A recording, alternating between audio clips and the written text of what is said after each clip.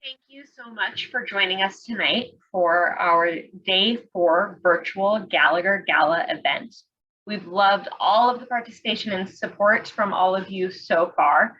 And if you have been following along on the auction website, you've maybe seen our map that we're using to track our progress. We started here at the Golden Heron at Camp Gallagher, and we're trying to make our way all around the Sound to all of our favorite overnight spots.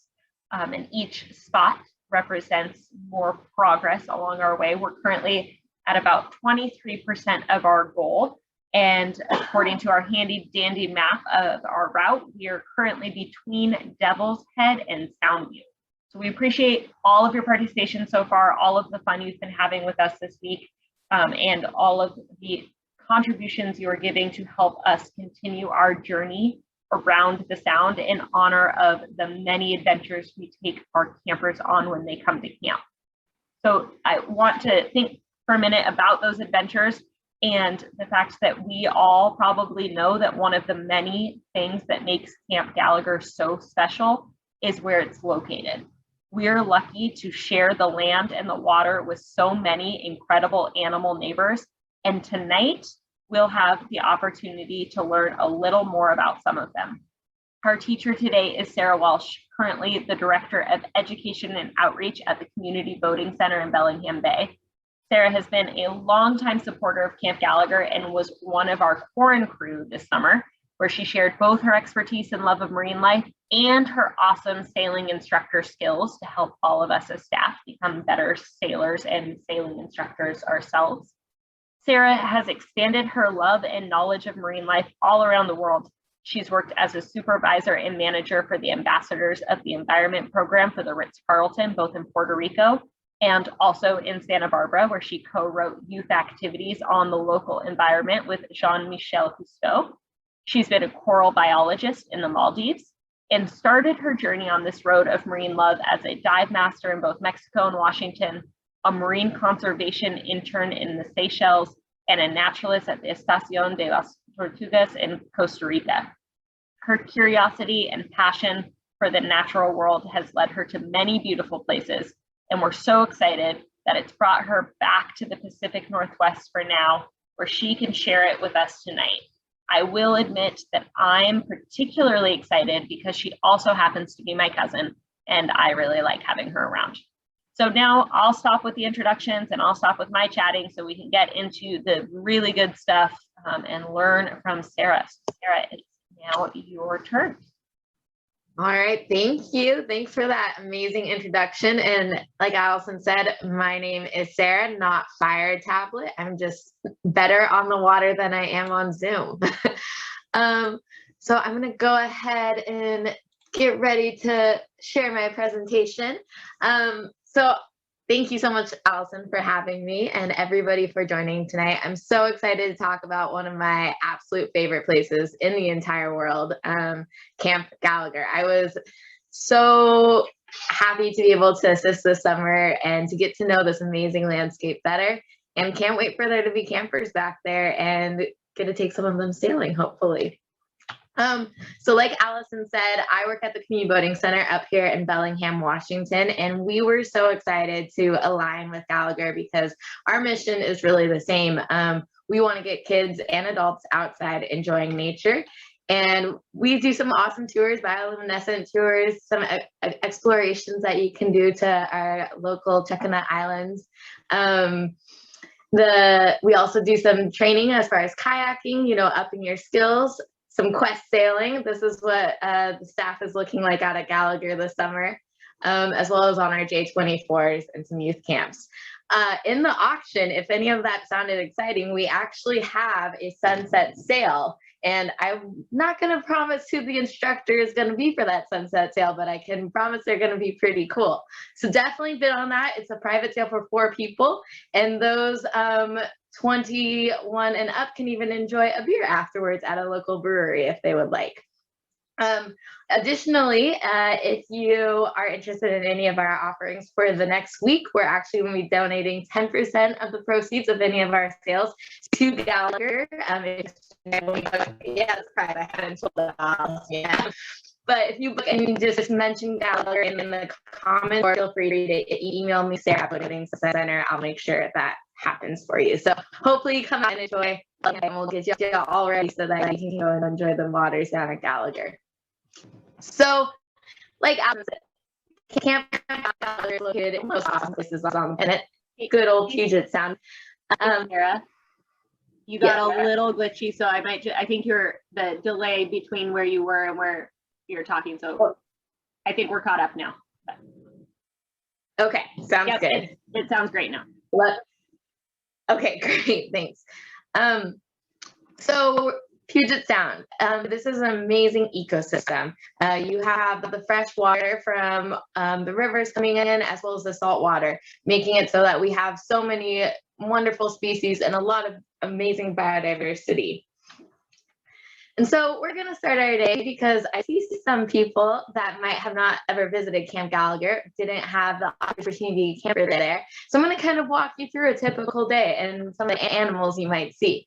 So typically when you're a camper at Gallagher, you're going to start your morning with a good old lemming run into the warm, warm waters.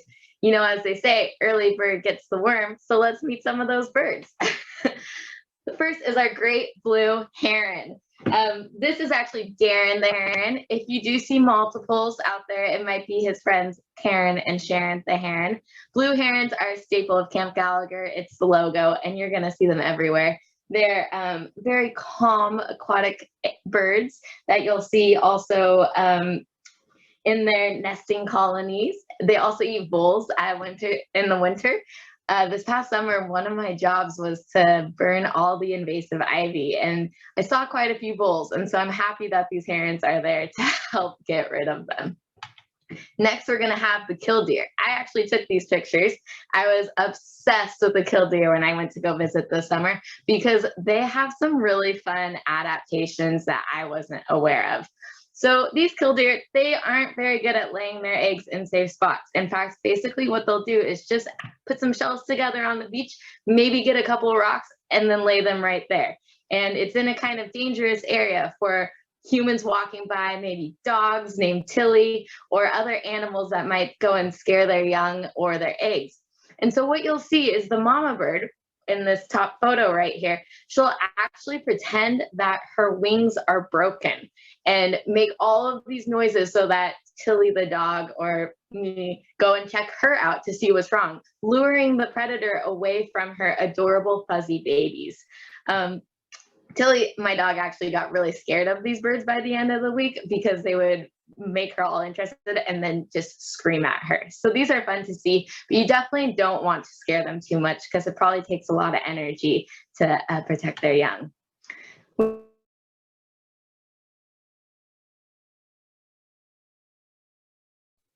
I think we lost her again for just a second. Her internet was causing her a little bit of a problem right before. So we'll give her a second to rejoin. Oh, and you guys can hear me? Now we can hear you. Yep. There I am. Okay, good. So we have some more amazing birds. Oh,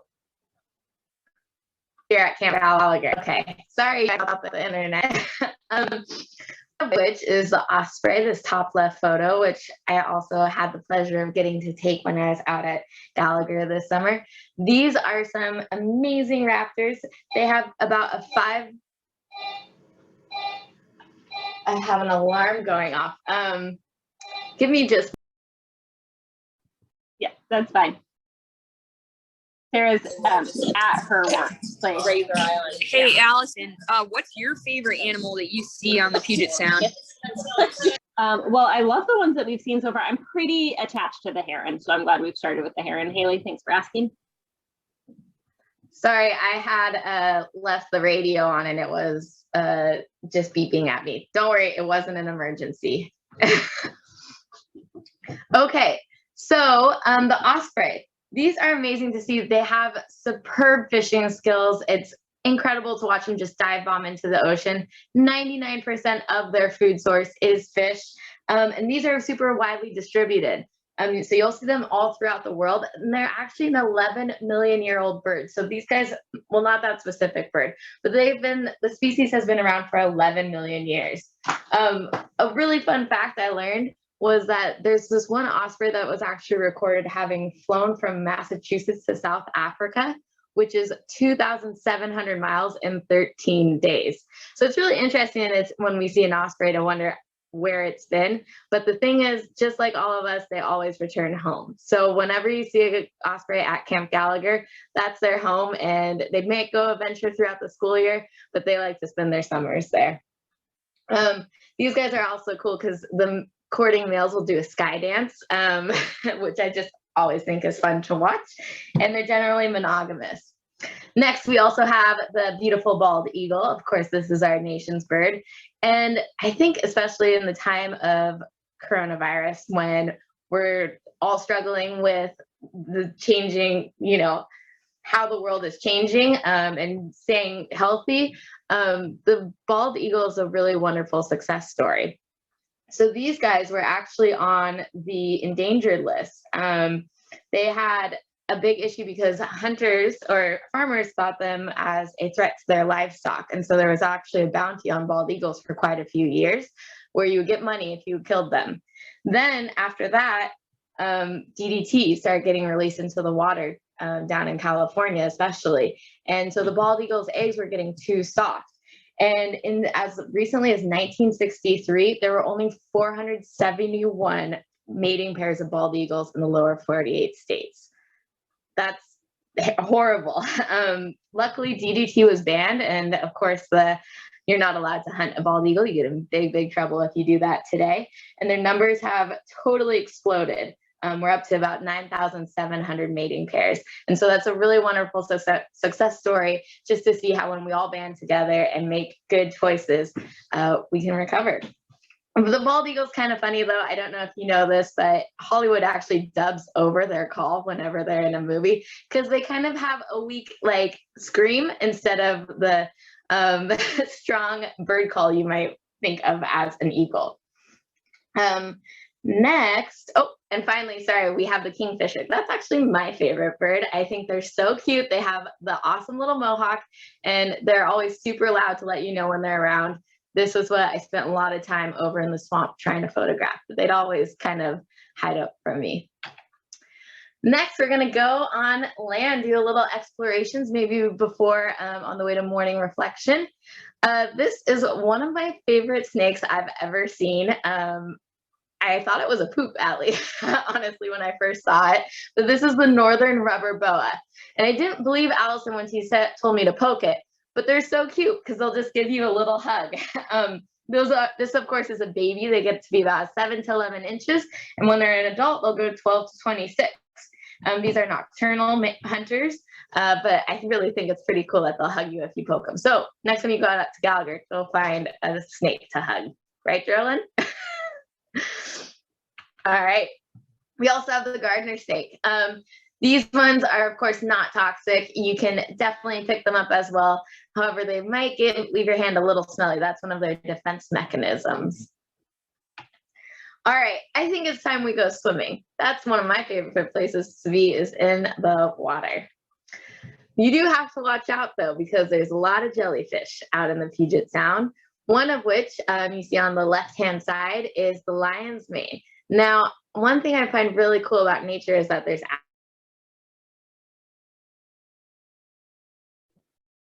Okay, we're going to give her a second to come back in again with her internet. And while she does that, Haley, I have a question for you.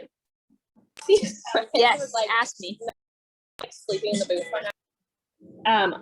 Oh, nope, sorry, not going to ask it because Sarah's unfrozen. So we're going to have to wait till later. Oh boy, I can't wait for the question game at the end. Okay, so in nature, it's really cool because a lot of animals will actually advertise. So typically, if you see something that's bright and colorful, it's saying, hey, look at me, here I am. Go ahead and try and take a bite or touch me, but I'm probably going to hurt you a little bit. So this is a really cool adaptation. You can see this clear jellyfish up on the top right of your screen is a moon jellyfish. These ones won't hurt you at all. You can totally touch them, but it's good to give them their space as well. You can also see at the bottom. Does anyone have any guesses what that one's called? You can unmute. Any guesses? Fried egg jellyfish. Egg yolk. There you go. Good job. Yep. That one always reminds me of breakfast time. All right. One of my favorite things at Camp Gallagher too that I found this summer is the sand dollar field. I think we've all seen sand dollars on the shore when they're all dried up and dead. They're pretty cool to find on the beach, especially if they aren't broken.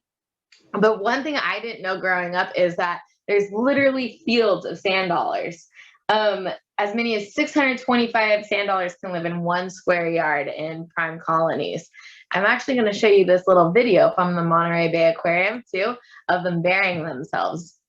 This is pretty neat because as you see, they're covered in all these tiny hairs that they use to move food to their mouth. They also, this is obviously sped up, don't worry, sand dollars don't run around this fast. But they also use these for locomotion as well as gills. So this is how they breathe. Sand dollars also do chew their food, and typically it takes them about 15 minutes before swallowing. So next time you eat, see how long that takes you. That's probably why they don't get too big. Fun thing too is you can figure out how old the sand dollar is by looking at its growth plates. All right, I think it's time to go sailing. Oh no, there's a seal on our boat. Now, does everyone know how to tell the difference between a seal and a sea lion? No, I see some no's. All right, well, we'll watch this short clip by my good friend Jean-Michel Cousteau and take a peek so that next time you're out on a sailboat or if you have someone on board, you can tell them apart.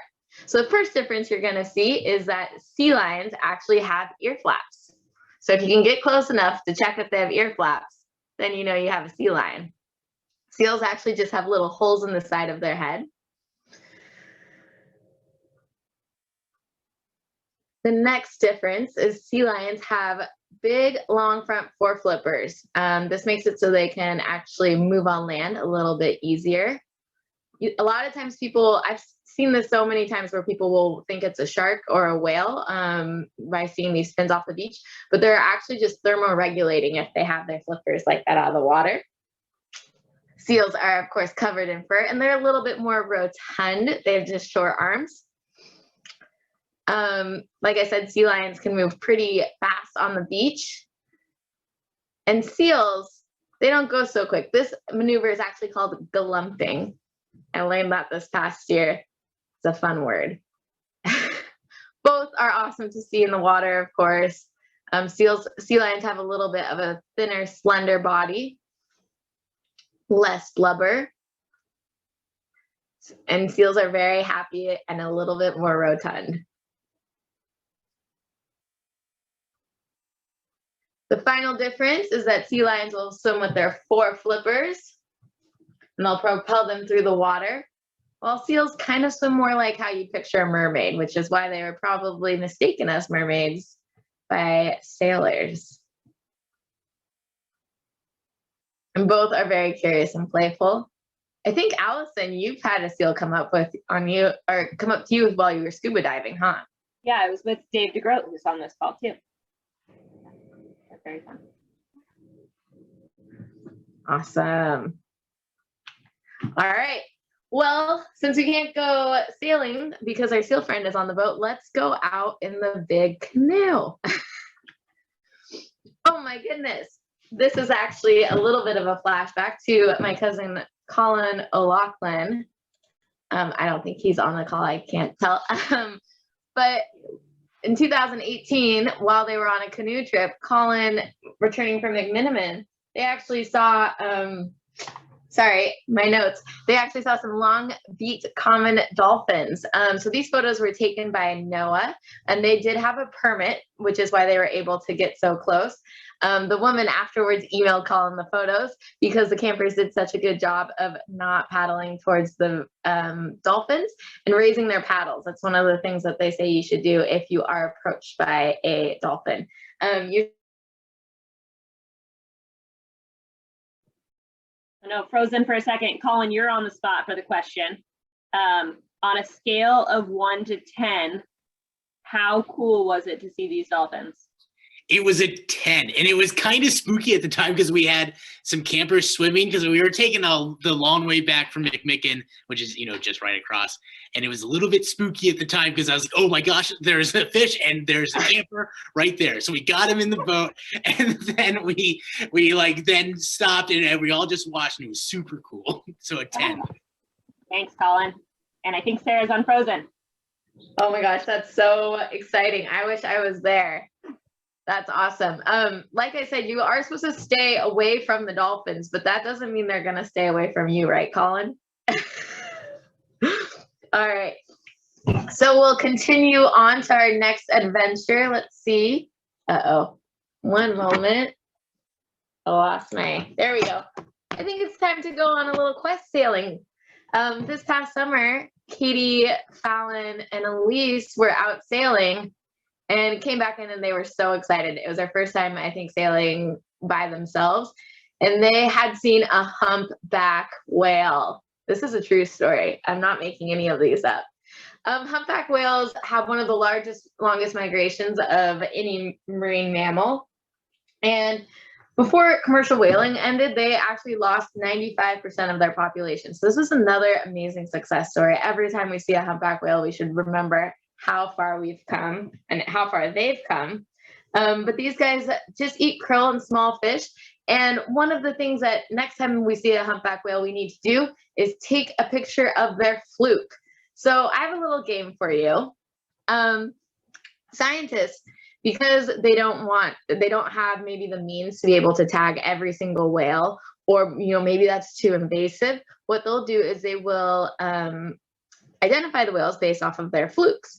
And if you're the first person to spot a whale and take a picture of the fluke and it's never been seen before, you actually get to name the whale, which is pretty exciting. I think Gallagher has a new goal. And the cool thing is you can send your photo in and they'll tell you everywhere that whale has been before. So let's see, can you guys tell which whale is Sasha? So you're gonna try and match her. Go ahead and write in the comments if you can tell which one matches.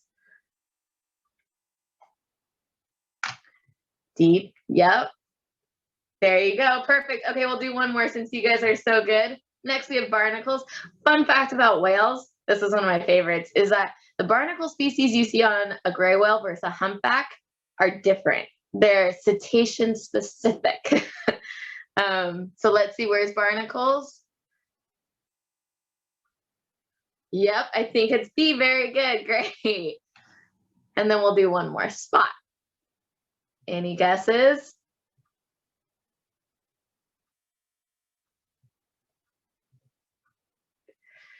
Very good. See, this is a pretty cool thing. They actually, when I was in the Maldives, I shared my office with Manta Trust, and they did the same sort of thing with the mantas, where they would take photos of all of the bellies and they would look at all the spots.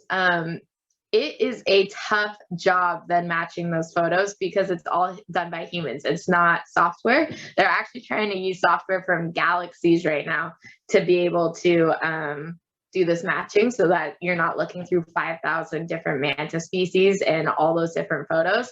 But this is a great way that we're able to track and be less invasive when we see whales. So next time you see a whale, take a picture of its fluke. All right, I just wanted to mention one of my very favorite Gallagher animals, Bosco. He passed away this past year, but Gallagher dogs are always just the happiest dogs in the whole world. And sometimes when they're on the beach, they're even able to spot some of the animals out in the water. What's that we have? It's an orca whale. This was taken, I believe, Colin, you had your story this week about the orca whales, correct? I'm going to put you on the spot again. Oh, yes, this one was taken, though, a few summers after that one. Oh, okay. I think Allison was there.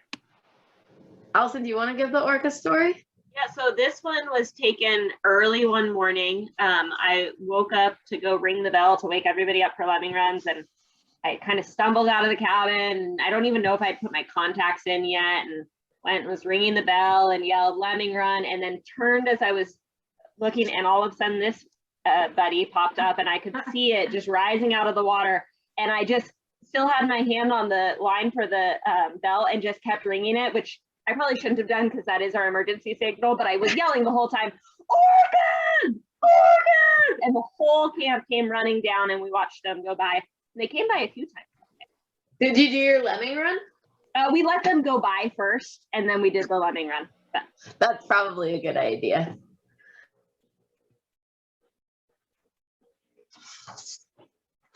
she froze again, so I'm going to tell a little more of the story while she unfreezes.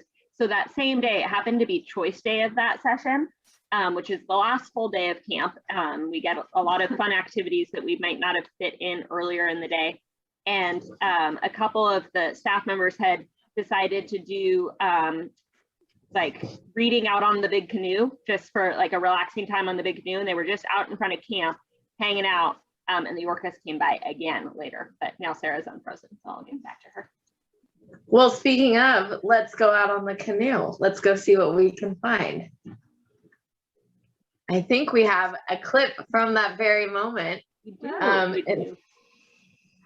Let's see. I might have turned off the audio again though, huh? I think we can hear. Oh yeah, maybe not, but the visual's cool too. Well, I'll just go ahead and spoiler alert, everyone's screaming and very excited. Once again, you can notice the canoe is not moving.